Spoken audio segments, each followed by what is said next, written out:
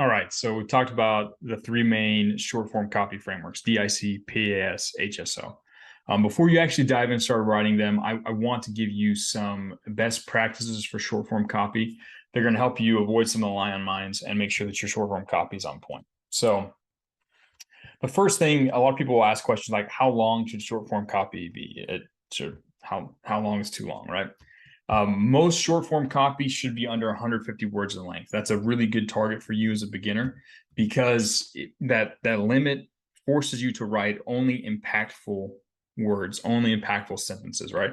If you give yourself a lot of leeway, like no boundaries on how long your copy should be, most beginners tend to jam a bunch of unnecessary stuff in there and go off the rails or lose the actual attention of the reader. So it's better to stick at 150 words because it forces you to write impactful copy and it helps you avoid mistakes. So maybe if you're doing like an HSO email and you're doing a really compelling story, maybe you can go a little bit more than that. But for 99% of the time when you're sitting down writing copy, you should try and keep it under 150 words per email or Facebook ad or whatever you're doing, right? 150 words is about how much someone can even engage with anyways. It's best to follow the mini skirt rule, right? Your writing should be long enough to cover the important parts, but short enough to keep things interesting, right?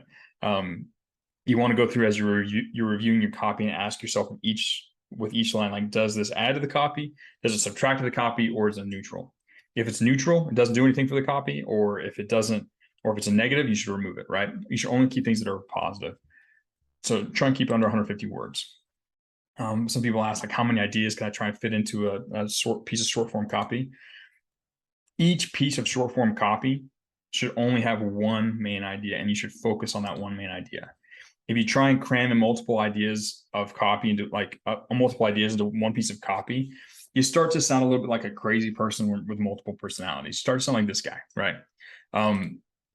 You want to keep it focused on one idea. That allows you to bring all of your persuasion powers to bear on one single idea. If you try and put in a bunch of ideas, it dilutes your power over multiple ideas and it weakens your effectiveness, right? If you have other good ideas for different angles or different problems or things like that you would want to talk about, that's fine. Just break them out and put them in another email, another Facebook ad, or whatever format you're writing for. It's better to create multiple pieces of copy that each focus on one idea and create one piece of copy that focus on 5 different ideas, because it loses its potency. One idea per one piece of copy. There's this idea that I like to call the thread, right? As you're writing your copy, you need to maintain the thread. Each line of your copy should connect to the next line, right? There should be no gaps between the ideas of one line and the line that follows, right? It should all follow logically. It's connected, right? It's like the metaphor that sometimes is used. It's like a water slide. Like each line should make you want to read the next line, right? It's like like going down the slide at a water park. The longer you go down the slide, the more you want to keep going down the slide, right? Or the faster you go, right? The more you read, the more you should want to keep reading, right? Because each line builds upon the next. There's no gaps. You're not jumping from one idea to the next. There's no friction. You're not adding unnecessary words or complicated sentence structure. It's just clean, simple, easy. One line building on the next, building on the next, building on the next. You'll recognize this when you read your copy. If it flows well, if each idea connects with the next, if you read it and you're like, wait, how did I go from here to that? You've got a gap and you need to bridge the gap either with a new line or you need to combine those ideas or fix your structure of ideas, right? It should be an exciting, exhilarating, fun experience, right? A big part of writing copy is you want to create something that's more entertaining than their other options, right? You're in competition with TikTok, you're in competition with Instagram, you're in competition with their spending time with their loved ones and like their dog, right? You want to make sure that right there for them in that moment, the experience of reading your copy is fun and exciting, right? And you can do that by talking about relevant things. You can do that by being entertaining and writing in a way that produces strong emotions. But at the end of the day, it needs to make sense, it needs to be easy. You want a fun, exciting, exhilarating experience for the reader, right? Another thing to talk about is readability. You want to use normal fonts. I see a lot of people show up and they try and write with different things. They try and do tiny font size, different weird fonts. Just use a normal font, simple, easy to read font. You want to keep your grammar and spelling on point. Again, you don't want the reader to have to try and sit there and figure out what you're trying to say. Don't use vague language. Don't use things like this or it. You want to specify those things. You want it to be really easy for the reader to read, no friction, right? Avoid long paragraphs. They're hard to digest for the reader, and especially on mobile, it gets really hard to read any paragraph that's more than like 1 or 2 lines, because on mobile it gets squished down to like 8, and that's not fun for anybody to read. Keep it to 1 complete idea per paragraph or line, right? This means either 1 complete sentence or 1 complete phrase, right? Don't split up your ideas for the reader across multiple lines. This is bad. It's better that it's all together in 1 single line like this. Keep it simple, keep it clean, because this is difficult to read. This forces the reader to have to like piece ideas together. The more friction you create for the reader when they're trying to consume your copy, the harder it's going to be for them to actually want to stick around and do that and be persuaded, right? You want to keep it simple, keep it clean, keep all the ideas together. If it's 1 solid sentence, keep it in 1 little paragraph, keep it all together. If it's 1 complete phrase, maybe you can do that. Never split up complete ideas. You can use bold text, underlines, italics, and all caps sparingly for emphasis. If you use them too much, then they stop being effective, right? You can use them every so often, maybe once or twice per piece of short form copy, to emphasize certain phrases. But if you start using them every line, it loses very quickly. It stops being a pattern interrupt, it starts being something new, and it just becomes the norm, and then it loses all of its power. You can use emojis when appropriate, right? A lot of people ask this. If it's appropriate with your avatar, with your niche and your market, you can use emojis. Probably not if you're like a lawyer writing for like corporate law, probably shouldn't do that. But if you're writing for like most people, emojis are helpful for instilling that emotional context that you don't get from just pure written communication, right? They say, well, like 90% of communication is nonverbal. It's your tonality, it's your body language, that kind of stuff. That's how you get the context to know if someone's being sarcastic or what their emotional state is when they're saying certain words.